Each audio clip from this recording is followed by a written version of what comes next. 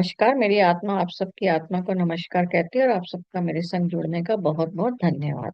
आज से हम स्टार्ट करेंगे अध्याय 7, जिसका नाम है ज्ञान विज्ञान योग। अब ज्ञान जो हम प्राप्त कर रहे हैं गीता का, और उसका हम साइंटिफिकली रीजंस ढूंढ लें, उन दोनों का जो योग है उसको इसमें दर्शाया गया है। जिसका मैंने पहले बेस बनाने के लिए हमने ब्रह्मा और विष्णु को समझा है कि कैसे माँ के गर्भ में बेबी पैदा होता है ना। यहाँ पर सबसे पहले भगवान जी हमें यहाँ पे इस अध्याय में क्या क्या बताना चाहेंगे। 7 आयाम। जब हम पृथ्वी है और पृथ्वी के ऊपर 7 आयाम है, नीचे 7 आयाम है। हम बोलते हैं ना हमारे ऊपर 7 लेयर्स हैं और नीचे भी 7 लेयर्स हैं, ताल लोक और ऊपर का लोक। तो वो जो है उसके ऊपर बताएंगे। और हमारे 4 लोग जो हमने लिखे थे, जो समझे थे कि 4 वर्ण क्या हैं, ब्राह्मण, शूद्र, वैश्य, क्षत्रिय, उनके बारे में बताएंगे डिटेल में। और उसका मन और बुद्धि जो हम ऑलरेडी समझ चुके हैं, ये सबको डिटेल में बताएंगे, विज्ञान के तरीके से वह बताना हमको चाह रहे हैं ना। इसमें पहले ही श्लोक में यहाँ पर उन्होंने क्या बताया है हमको कि यहाँ पर उन्होंने बोला है कि जो गुण हैं 3, रजोगुण, सतोगुण और तमोगुण, ये तीनों गुणों के साथ जो इंसान पैदा होता है वो इन तीनों के गुणों के साथ पैदा होता है। और इन तीनों गुणों के वजह से ही वो इस धरती पर टिका होता है। तो यहाँ पर उन्होंने प्रकृति का एक्चुअल में वर्णन किया है। तो अगर ये 3 गुण है तो वो इस धरती पे है, और इन तीनों गुणों की वजह से उसका शरीर है। और ये शरीर क्या है, जब वो छोड़ देगा तो आत्मा निकल जाएगी और शरीर राख हो जाएगा। ठीक है। और दूसरे श्लोक में उन्होंने क्या बोला है कि ये जो तत्व ज्ञान है, इसको मैं तुमको अब विज्ञान के साथ जोड़कर समझाऊंगा, ताकि तुझको ये दिव्य ज्ञान हो जाए कि आत्मा किस तरीके से होती है। तो ये तत्व ज्ञान जो है उसको मैं तुम्हें बताता हूँ विज्ञान से जोड़कर। और अगले में उन्होंने यही बोला है कि ये जो ज्ञान है, इस ज्ञान को, 3rd श्लोक में बोला है कि इस ज्ञान को जानने की रुचि रखता है कि आत्मा क्या है, परम सत्य क्या है, उसमें से कोई एक ही विरला निकलता है जो इस तत्व ज्ञान को समझ जाता है और उसके हिसाब से ही अपना जीवन आगे व्यतीत करता है। वो कोई एक विरला ही होता है, और उसको उन्होंने महात्मा की उपाधि दी है। पर वो कह रहे हैं कि सभी इस ज्ञान से अभी क्या है, परे हैं। राइट। तो वो अभी इससे परे हैं, पर जो इसकी जानने की रुचि रखता है, फिर उसके बाद वो जान जाता है, वो कोई विरला एक मनुष्य होता है जिसको दुर्लभ है। हेलो, इसी में 4th श्लोक में वो क्या बता रहे हैं, पृथ्वी, जल, अग्नि, वायु, आकाश, मन, बुद्धि एंड अहंकार, ये 8 प्रकार के क्या हैं, अपरा प्रकृति हैं। अब कृष्ण जी यहाँ पर हमको ये बता रहे हैं कि इस सारी प्रकृति से परे भी एक प्रकृति है जिसने ये सारा ब्रह्मांड बनाया।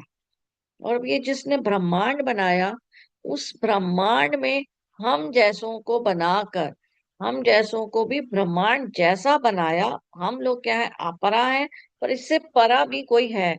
परा और अपरा था हमने एक बार समझा था, जिसमें मैंने एग्जांपल दिया था कि रोटी अगर बना रहे हैं तो आटा है, आटे को गूंदा, हमने आटे का पेड़ा बनाया, फिर उसके फुलका बनाया, चपाती बनाई, मतलब। तो ये सब क्या है, ये ऊपरा हो गया, पर बना जो रहा है वो क्या है, इससे परे है। पर चपाती के लिए, ये आटे के लिए क्या है कि वो पहले आटा थी, फिर वो पेड़ा बनी, फिर वो आ, ये बना, चपाती बनी। तो वो क्या है, अपरा है।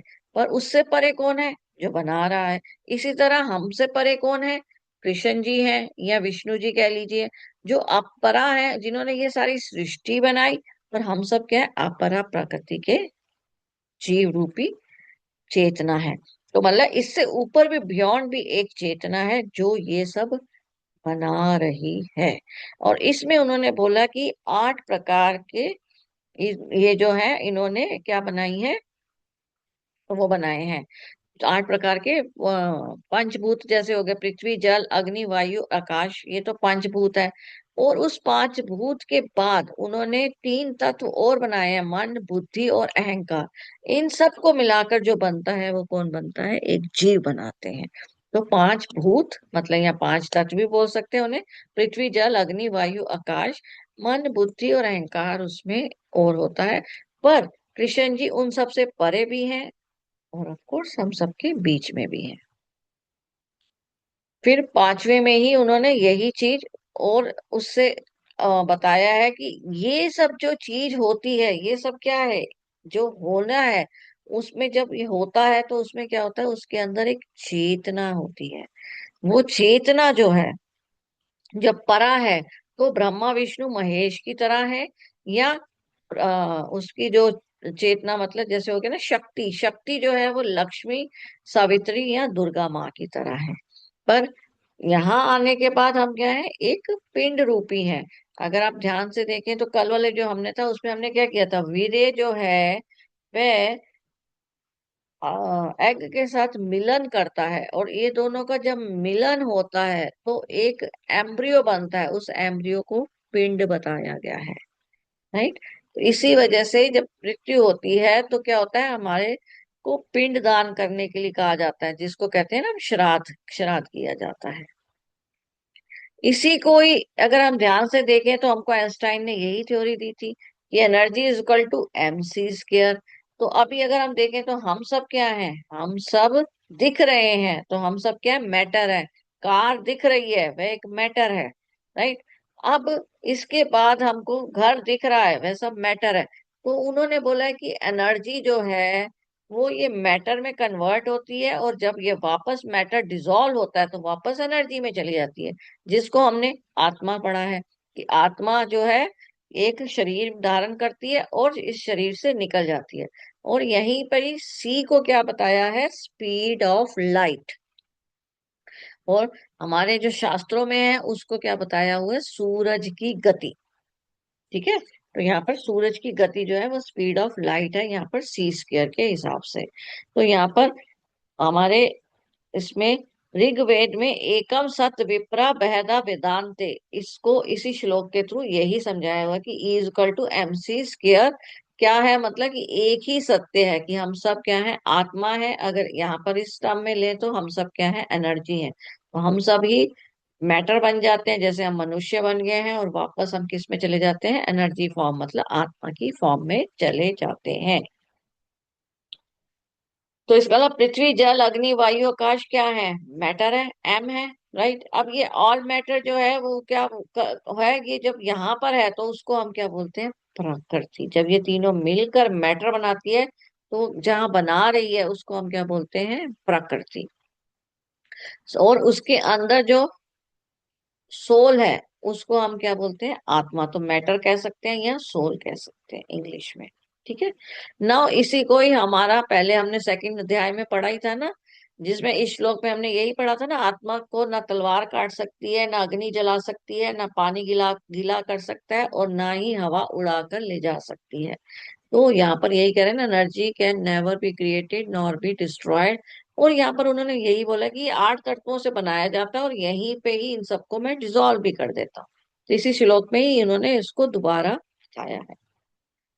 ई का मतलब ऊर्जा हो गया, C का मतलब स्पीड ऑफ लाइट, और स्पीड ऑफ लाइट फिक्स्ड है। ठीक है। और वो कितनी है, 18,06,000 मील प्रति सेकेंड। अब ये जो है उसकी कितनी इतनी है, C की जो ये स्पीड ऑफ लाइट है, और इसको C² कर दो तो मतलब क्या होगा, इन दोनों को मल्टीप्लाई कर देंगे तो 32.7 क्वाड्रिलियन मिलियन पर सेकेंड, ये सूर्य की ऊर्जा की रफ्तार है। तो मतलब सूरज इतनी दूर है और इस स्पीड से हमारी धरती पे आता है, और हमको ऐसा लगता है अभी चढ़ा और अभी हमको गिरने की प्राप्ति हो गई। पर जब ये देखिए तो कितनी स्पीड है, और कितनी स्पीड, इस स्पीड से हमारे यहाँ, जबकि सूरज कितना दूर है पर इस स्पीड से हमारे पास उसकी ऊर्जा मिलती है हमको। तो ये स्पीड ऑफ लाइट है। राइट। फिर अगले श्लोक में उन्होंने क्या बोला है, तू जड़ और चेतन प्रकृति जन्म का। अब वो उन्होंने अगले श्लोक में हमको क्या बोला है, कि ये सब जो जड़ है, ये सब जड़ जो है, मतलब हम सब जो हो गए, इन सब में हमारे में चेतना रूप क्या एक प्रकाश आता है। राइट। तो उसको हम क्या बोलते हैं, चेतना रूप का प्रकाश आता है, तब तक हम जीवित हैं। अदरवाइज हम क्या होते हैं, मर जाते हैं। तो अब इसमें उन्होंने क्या बोला कि मूल कारण यही है, जो हमने पहले भी सीखा, कि मन में कोई कारण पैदा होता है तो वो क्या होता है, जड़, या कह सकते हैं ना मैटर, या मानव बन जाता है। ठीक है। तो जब मूल कारण होता है तो वो अपने आप ही जड़ बन जाता है। तो मन की इच्छा हुई, जिसको हमने सीखा था कि मन की इच्छा हुई तो वो धरती पे आई। तो वो यहाँ पर यही बता रहे हैं कि मन की इच्छा हुई और धरती पे आई, और यही मूल कारण है। तो उस वजह से ही फिर उसके अंदर एक चेतना आ जाती है।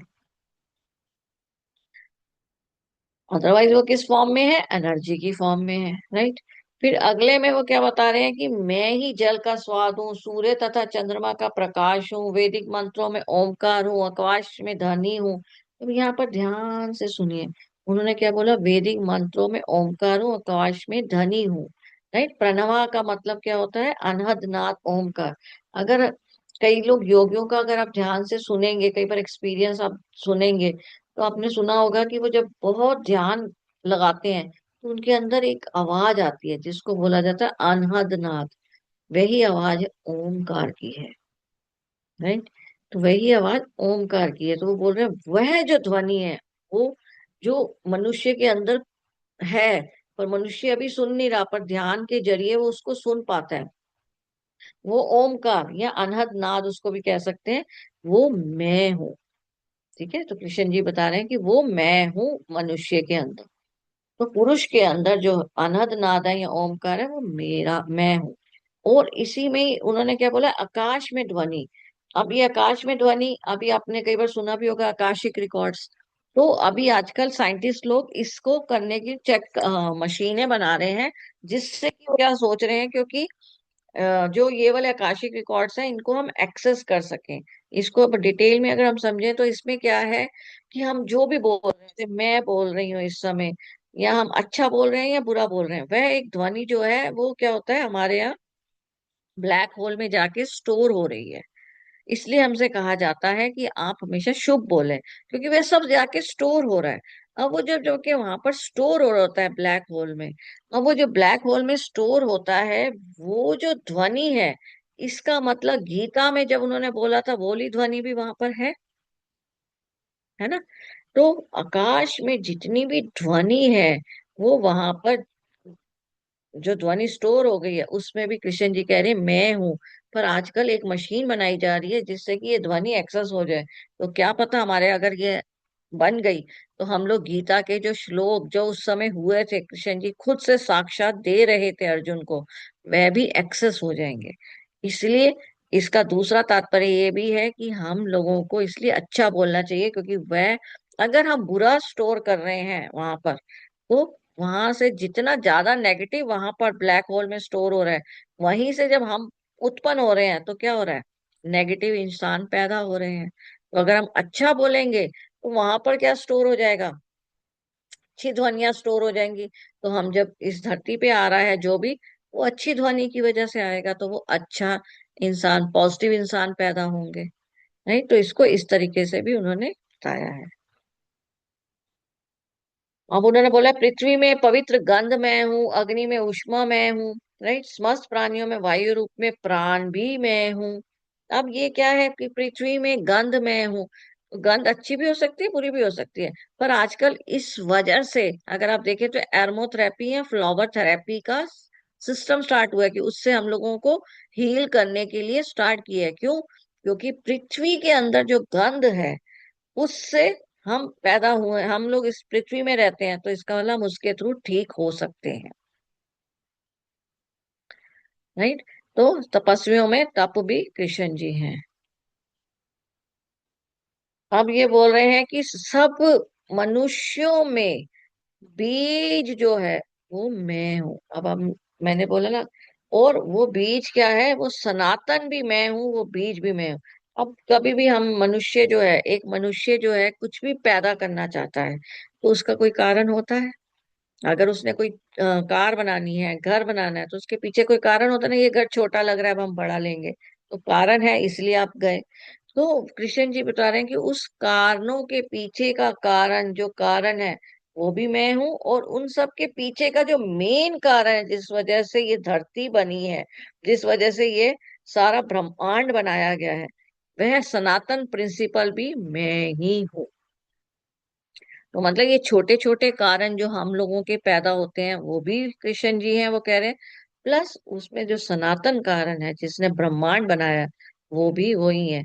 और बीज तो हमने समझ ही लिया है कि हम माँ के गर्भ में क्या होता है, पहले हम बीज रूप में होते हैं, तो वह भी क्या है, कृष्ण रूपी है। क्योंकि हमने सीख समझ ही लिया ना कि वह क्या है, ब्रह्मा है। ठीक है।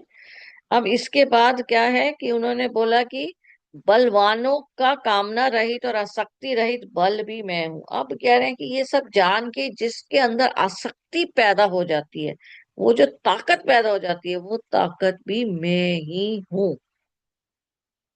तो कृष्ण जी कहते हैं वो ताकत भी मैं ही हूँ। तो मतलब इस धरती पे हो या आसमान में हो, सब जगह क्या हूं, मैं ही हूँ।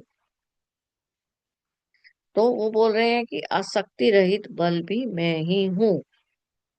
तो इसको अगर देखें तो हम लोग गाना है ना, मुझको देखोगे जहां तक, मुझको पाओगे वहां तक, इस जमी से आसमां तक, मैं ही मैं हूँ, मैं ही मैं हूँ, दूसरा कोई नहीं है।